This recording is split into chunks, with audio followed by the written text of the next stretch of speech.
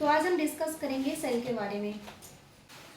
तो सेल को हम मेडिकल टर्म में हम साइटो बोलते हैं, ठीक है। साइटो मतलब कोशिका, हम पढ़ने के लिए इसको कोशिका बोलते हैं, पर अगर हम मेडिकल टर्म में बोलेंगे तो इसको साइटो बोलेंगे। सेल के अध्ययन को यानी कोशिका के अध्ययन को साइटोलॉजी कहते हैं। कोशिका की खोज किसने की थी? खोज या फिर जनक, मतलब कोशिका की खोज किसने की थी? रॉबर्ट हुक ने। ठीक है। जीवित कोशिका में कोशिका की खोज किस वैज्ञानिक ने की थी? एंटोनी वॉन ल्यूवेनहॉक ने की थी। सबसे छोटी कोशिका कौन सी है? मतलब इसमें दो तरह से क्वेश्चन पूछा जाता है। एक तो पूरी दुनिया में सबसे छोटी कोशिका कौन सी है, और एक ह्यूमन बॉडी में सबसे छोटी कोशिका कौन सी है। तो माइकोप्लाज्मा ये सबसे छोटी कोशिका है। पूरी दुनिया में सबसे छोटी कोशिका कौन सी है? माइकोप्लाज्मा। सबसे बड़ी कोशिका कौन सी है? शुतुरमुर्ग का अंडा। वो भी एक क्या है? यूनिसेलुलर, मतलब कि सबसे बड़ी कोशिका या फिर सेल अगर हम पूरी दुनिया की बात करें तो शुतुरमुर्ग का अंडा।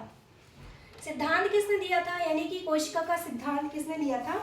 स्लाइडेन और स्वान जो साइंटिस्ट थे उन्होंने दिया था। ठीक है। अब हम मानव की बात करेंगे।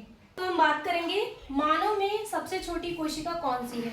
मानव में सबसे छोटी कोशिका होती है स्पर्म, यानी कि शुक्राणु। मानव में सबसे बड़ी कोशिका कौन सी होती है? अंडाणु या फिर ओवम। मानव में सबसे लंबी कोशिका कौन सी है? मतलब बड़े और लंबे में अंतर है। अगर हम बात करें बड़े की तो लाल किला सबसे बड़ा है और कुतुब मीनार सबसे लंबा है। तो मानव में सबसे लंबी कोशिका कौन सी है? न्यूरॉन, जो कि हमारे ब्रेन में पाई जाती है। विभाजन रहित, मतलब कि कौन सी कोशिका है जो कि विभाजन रहित है। मतलब हमारी बॉडी में कौन सी सेल है जो जिसका डिवीजन नहीं होता है? वो है न्यूरॉन। तेज विभाजन किसका होता है? लीवर में। मतलब जो लीवर की सेल्स होती है उनमें सबसे ज़्यादा डिवीजन होता है।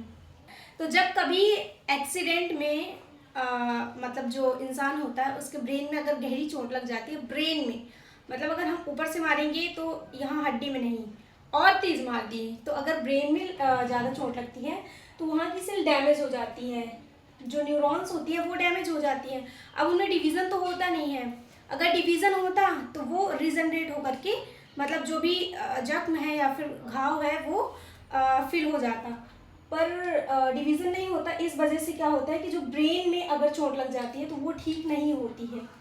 तेज विभाजन, मतलब लीवर की सेल्स ऐसी होती है अगर हम उनको काट भी देते हैं तो उनमें बहुत तेज़ी से डिवीज़न होता है और वो पुनः मतलब दोबारा से रीजनरेट हो जाती हैं। अब सेल जो होती है वो मानव शरीर की अगर हम बात करते हैं तो सबसे छोटी इकाई है, सबसे छोटा अंग नहीं है सेल। सेल मानव शरीर की सबसे छोटी इकाई है। सेल जब बहुत सारी सेल मिलती हैं तो टिश्यू बनाती हैं, और जब बहुत सारे टिश्यू मिलकर के ऑर्गेनिक बनाते हैं और फिर हमारी बॉडी बनती है। जैसे कि एक ईंट से, मतलब एक ईंट से दीवार, दीवार से फिर कमरा बनता है और फिर घर बनता है। अगर आपको वीडियो पसंद आया हो तो वीडियो को लाइक करें, चैनल को सब्सक्राइब करें।